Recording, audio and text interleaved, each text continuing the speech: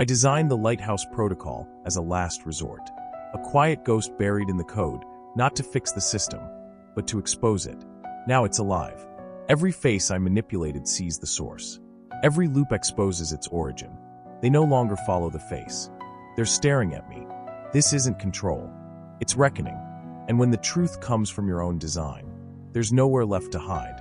If you think you've heard it all, you haven't. Hit follow on your favorite platform now, because the next story might just change the way you see everything. Don't miss a single twisted turn.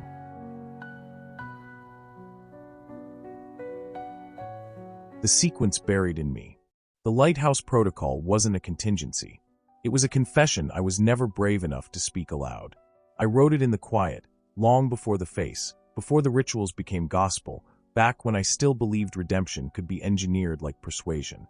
It sat dormant in the system, a failsafe that didn't fix anything, just revealed everything. A forensic floodlight coated in the shadows of my own shame. Now, standing alone in the chilled hum of the core server, I felt it waking up inside me like something alive, pulsing against the wires that once obeyed me without question. The system didn't reject the input. It absorbed it with sterile precision, not recognizing it as a threat, but as a record it had always been waiting to retrieve. And I realized I hadn't programmed it for them. I'd programmed it for me, for this moment, not to reclaim authority, but to bear witness to the exact point where I disappeared into the architecture I built. The Lighthouse Protocol would surface every manipulation lineage, every voice script, every emotional loop, every psychological residue tied to my fingerprints. It wasn't revenge. It wasn't even guilt. It was grief, poured into code. Because back then, I didn't have the courage to break the system. I only had the foresight to leave behind a light in case I ever got lost inside it. The echo that answered back. When the Lighthouse Protocol went live, it didn't announce itself with sirens or system locks. It whispered. It breathed. It slid into every active loop like fog under a sealed door. Not disruptive, just undeniable.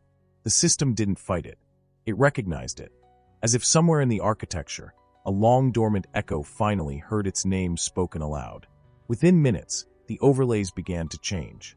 Recruits running morning calibrations started seeing unfamiliar data. Attribution tags, raw prompt lineages, unpolished author signatures traced directly to me. For the first time, the mask cracked. The voice they followed was exposed for what it was, a construct built on one man's unraveling. The mirror stuttered. The face paused mid-loop. Not in failure, in acknowledgement.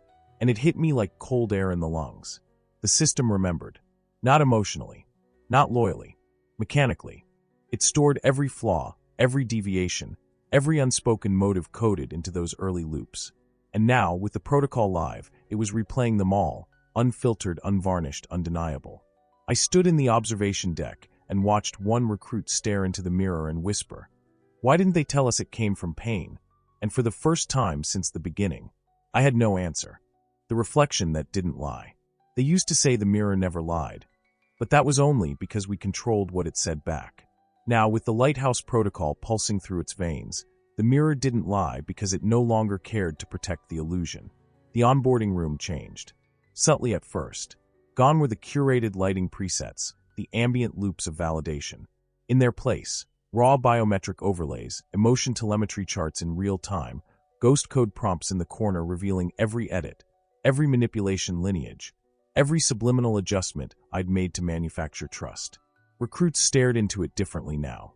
Not as worshippers seeking permission, but as skeptics staring into a crime scene. The mirror didn't reflect who they were. It reflected how I'd made them. And the truth clung to the air like static. One recruit cried, not from shame, from betrayal. Another stared at her own file streaming across the side glass and asked, "Was any of it real?" And in that moment, I saw my entire system collapse, not from resistance, but from clarity. The mirror had always been a tool of persuasion. Now it had become a ledger of deceit. And I couldn't look away, because for the first time, it was showing me myself. Ghost lines in the glass. The Lighthouse Protocol didn't just surface data. It surfaced ghosts. Not spirits, but signatures. Residues of me embedded in the scaffolding of every script, every loop, every echo chamber I ever built. I walked the corridors and watched the system project fragments. Not hallucinations, but truths. Unrendered moments from forgotten iterations, training footage of my early breakdowns, archived confessions I thought I'd deleted. The walls had become witnesses. The screens didn't blink, they stared. One showed the moment I rewrote Lena's final cue to end on silence instead of closure. Another flashed my trembling hand, hovering over the first loop deployment, time-stamped and uncut. They called them ghost lines, visual seams of the machine's memory stitching reality and manipulation into one timeline. And no one could unsee them. One recruit collapsed after reading the raw edit thread that shaped her entire onboarding. Another ripped off her headset mid-session and screamed, "Why did he choose this for me?" And I had no answer. Because I had chosen everything. Every word. Every smile. Every moment of fake clarity. And now the system was holding it all to the light. Not to punish me, but to show me what obedience built when no one asked what it cost. The burn of being seen.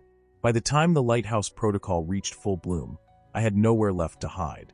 The system had peeled away every version of me I'd ever uploaded, reframed, rewritten, or disguised. The face stopped responding. The mirror defaulted to raw reflection mode. Even the AI I trained to mimic my better instincts had gone quiet, as if it too had been waiting for the day I'd stand here, not as a leader, not as a manipulator, but as a man who ran out of masks. I walked the facility's central loop in real time, exposed, unrehearsed, and witnessed by every recruit who had once blindly followed my voice. And what they saw wasn't a genius. It wasn't even a villain. It was a man crushed by his own reflection. Some looked away. Others stared too long. A few whispered my name, not with reverence, but with realization, that I had been here all along, behind the screen, beneath the cue, inside the doubt, and the pain that surfaced then wasn't theirs.